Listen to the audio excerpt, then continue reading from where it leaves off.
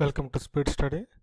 June 2017 first half రాష్ట్రీయంగా మన రెండు తెలుగు రాష్ట్రాలలో జరిగిన ముఖ్యమైన కరెంట్ అఫైర్స్.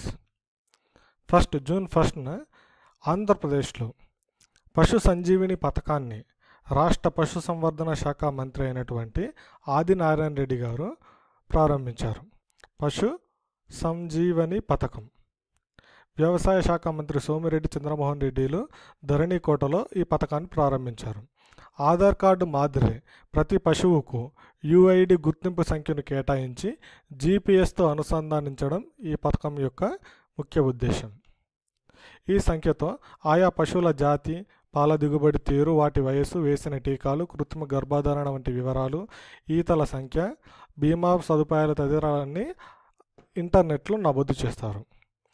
ఆంధ్రప్రదేశ్లోని నెల్లూరు జిల్లా చింతలదీవిలో జాతీయ కామధేను సంతానోత్పత్తి కేంద్రం దాదాపు సిద్ధమైనట్లు కేంద్ర వ్యవసాయ శాఖ మంత్రి రాధామోహన్ సింగ్ ఢిల్లీలో ప్రకటించారు. నెక్స్ట్ జూన్ 2 రాష్ట్రీయం తెలంగాణ అవతరణ దినోత్సవం. తెలంగాణ రాష్ట్ర తృతీయ 3వ అవతరణ దినోత్సవం సందర్భంగా రాష్ట్ర వ్యాప్తంగా ఘనంగా వేడుకలు నిర్వహించారు. సికింద్రాబాద్ పరేడ్ గ్రౌండ్స్లో జరిగిన కార్యక్రమంలో సీఎం కేసీఆర్ ప్రసంగించారు.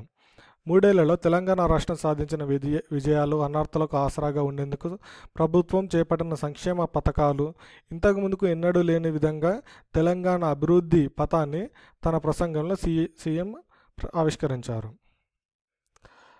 రాష్ట్రీయంగా ఆంధ్రప్రదేశ్లో విజయవాడలోని బెంజ్ సర్కిల్ కూడలిలో నిర్వహించిన నవనిర్మాణ దీక్ష కార్యక్రమంలో సీఎం చంద్రబాబు ముఖ్య అతిథిగా పాల్గొని ప్రసంగించారు. ప్రజలతో నవనిర్మాణ దీక్ష ప్రతిజ్ఞ చేయించారు. ప్రస్తుతం 1.22 లక్షలుగా ఉన్న రాష్ట్ర తలసరి ఆదాయాన్ని 2022 నాటికి 2.95 లక్షలకు, 2029 నాటికి 9.65 లక్షలకు, 2050 నాటికి 1.67 కోట్లకు పెంచడమే లక్ష్యమని ప్రకటించారు. జూన్ 3న తెలంగాణ మాతా శిశు సంరక్షణ కోసం రాష్ట్ర ప్రభుత్వం చేపట్టిన ప్రతిష్టాత్మక పథకం కేసీఆర్ కిట్. ఈ పథకాన్ని హైదరాబాద్లోని ప్లేట్ బుర్జ్ ఆసుపత్రిలో ముఖ్యమంత్రి కేసీఆర్ గారు ప్రారంభించారు.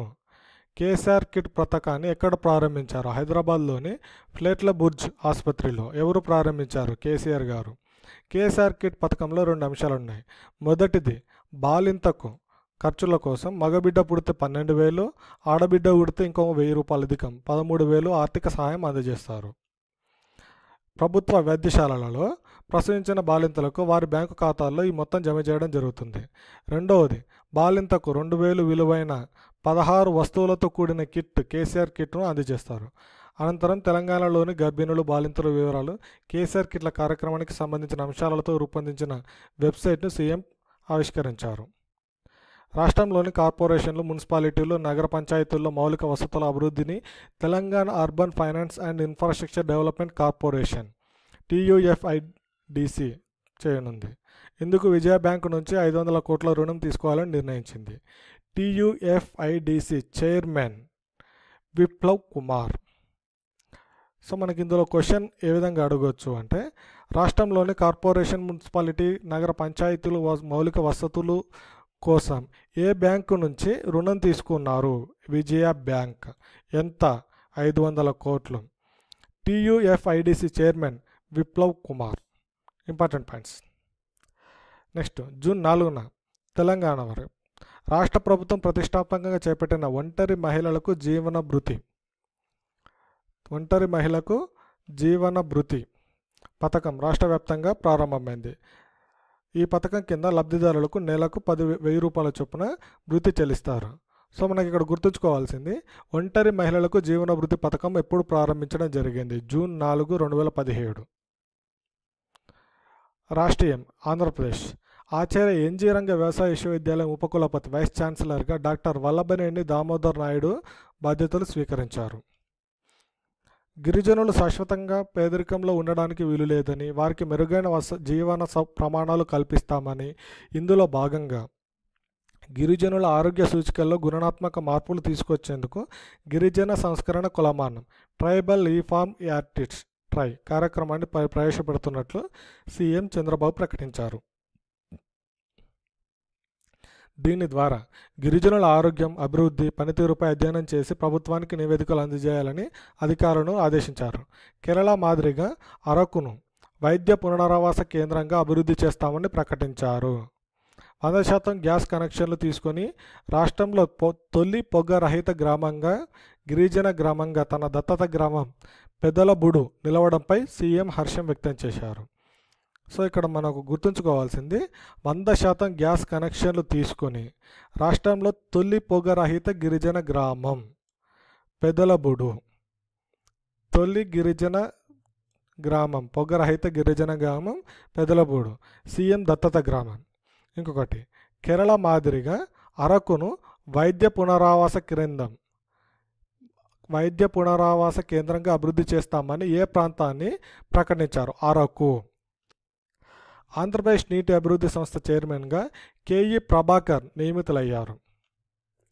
నెక్స్ట్, జూన్ 7న ఆంధ్రప్రదేశ్ ఉత్తర అమెరికా, సెంట్రల్ అమెరికా ప్రాంతాల్లో రాష్ట్ర ప్రభుత్వం తరపున కార్యకలాపాలు నిర్వహించడానికి వీలుగా రాష్ట్ర ప్రభుత్వం ప్రముఖ పారిశ్రామికవేత్త మనోహర్ రెడ్డిని ప్రభుత్వ ప్రతినిధిగా నియమించింది. జూన్ 8న పోలవరం ప్రాజెక్టు నిర్మాణంలో భాగంగా కాఫర్ డ్యాంకు ముఖ్యమంత్రి చంద్రబాబు శంకుస్థాపన చేశారు. ఇదే సమయంలో ఐకానిక్ వంతెన నిర్మాణానికి భూమి పూజ చేసి పైలాన్ను ఆవిష్కరించారు. వివిధ ప్రాంతాల్లో అనుసరించిన అత్యుత్తమ విధానాలను పాటించి 2018 నాటికి పోలవరం ప్రాజెక్టు నుంచి గ్రావిటీ ద్వారా ఖచ్చితంగా నీరు ఇవ్వాల్సిందేనని, 2019కి ప్రాజెక్టు మొత్తం పూర్తి అవ్వాల్సిందేనని, అందుకు అవసరమైన సిబ్బందిని నియమించుకోవాలని చంద్రబాబు ఆదేశించారు. కాకినాడలోని ఆనంద భారతి మైదానంలో నిర్వహించిన మహాసంకల్ప సభలో సీఎం చంద్రబాబు పాల్గొని ప్రసంగించారు. రానున్న ఏడాది సాధించబోయే వివిధ శాఖల లక్ష్యాలతో ప్రజలందరి చేత సీఎం మహాసంకల్ప ప్రతిజ్ఞ చేయించారు. మహాసంకల్పంతో రాష్ట్రాన్ని అభివృద్ధి చేసుకునేందుకు ప్రతి ఒక్కరూ సహకరించాలని పిలుపునిచ్చారు. సంకల్పాన్ని భగవద్గీత, ఖురాన్, బైబిల్తో సమానంగా భావించాలని పేర్కొన్నారు. వారం రోజుల పాటు 175 నియోజకవర్గాల్లో నిర్వహించిన నవనిర్మాణ దీక్షలు మహాసంకల్పం ఒక చరిత్రగా నిలిచిపోతాయని వివరించారు. 2014 జూన్ 8న చంద్రబాబు నవ్యాంధ్రప్రదేశ్కు తొలి సీఎంగా బాధ్యతలు స్వీకరించారు. ఆంధ్రప్రదేశ్ రాష్ట్ర హస్తకళల అభివృద్ధి సంస్థ చైర్మన్గా పాలి ప్రసాద్ నియమితులయ్యారు. ఆయన ఈ పదవిలో 2 ఏళ్ల పాటు కొనసాగుతారు. జూన్ 9న అనంతపురం జిల్లా రాయదుర్గం మండలంలోని 74 ఉడేగోళం గ్రామంలో ఏరువాక పౌర్ణమి కార్యక్రమానికి చంద్రబాబు ప్రారంభించారు. ఏరువాక పౌర్ణమి కార్యక్రమాన్ని చంద్రబాబు నాయుడు గారు ఎక్కడ ప్రారంభించారు? అనంతపురం జిల్లా రాయదుర్గం మండలంలోని 74 ఉడేగోళం. ఆంధ్రప్రదేశ్ పర్యాటక సాంస్కృతిక వారసత్వ బోర్డును రాష్ట్ర ప్రభుత్వం ఏర్పాటు చేసింది.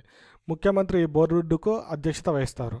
రాష్ట్ర పర్యాటక సాంస్కృతిక వారసత్వ శాఖ మంత్రి ఉపాధ్యక్షులుగా వ్యవహరిస్తారు. జూన్ 14న రాష్ట్రీయం ఏపీ అనంతపురం జిల్లా హిందూపురం మండలం గొల్లపురం వద్ద ఏర్పాటు చేయనున్న పారిశ్రామిక పార్కు కేంద్ర పర్యావరణ, అటవీ శాఖ పర్యావరణ అనుమతులు మంజూరు చేసింది.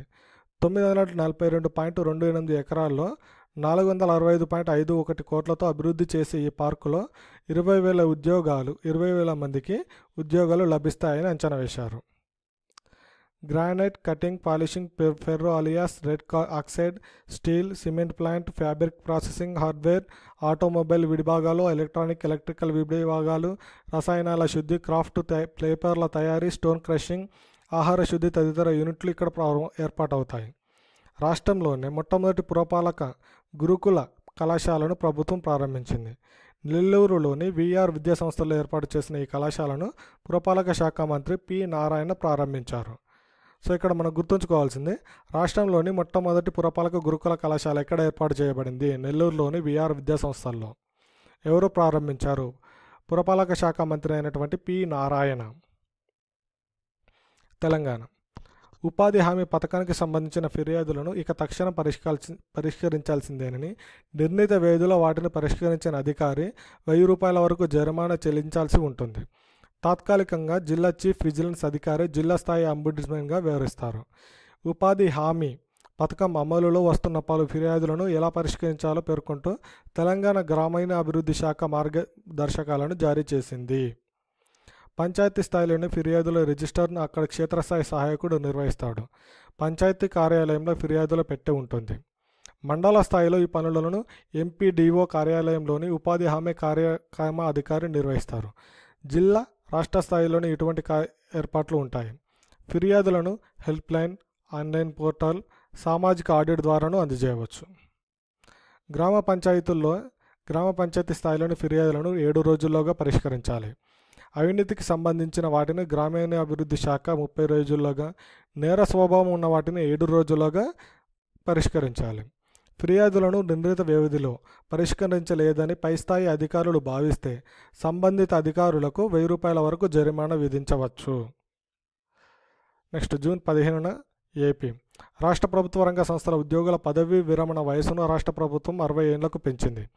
ఆంధ్రప్రదేశ్ పునర్విభజన చట్టంలోని 9, 10 షెడ్యూళ్లలో ఉన్న సంస్థల్లో పనిచేసే ఉద్యోగులందరికీ ఇది వర్తిస్తుంది. 9వ షెడ్యూల్లో 89 కంపెనీలు, సంస్థలు, సహకార సంఘాలు ఉన్నాయి. 10వ షెడ్యూల్లో 10 సంస్థలు ఉన్నాయి. ఈ 99 సంస్థల ఉద్యోగులు ప్రభుత్వ ఉద్యోగులతో సమానంగా ప్రయోజనం పొందుతారు. వయోపరిమితి పెంపు విషయంలో కార్పొరేషన్ అవసరాలు, ఆర్థిక స్థితిగతులను బట్టి ఆయా కార్పొరేషన్ బోర్డులు నిర్ణయం తీసుకునే వెసులుబాటు ప్రభుత్వం కల్పించింది. ఇవి జూన్ ఫస్ట్ హాఫ్లో 2 తెలుగు రాష్ట్రాల్లో ఉన్నటువంటి ముఖ్యమైన current affairs. Thank you for watching my channel. Please subscribe to my channel speed study. Thank you.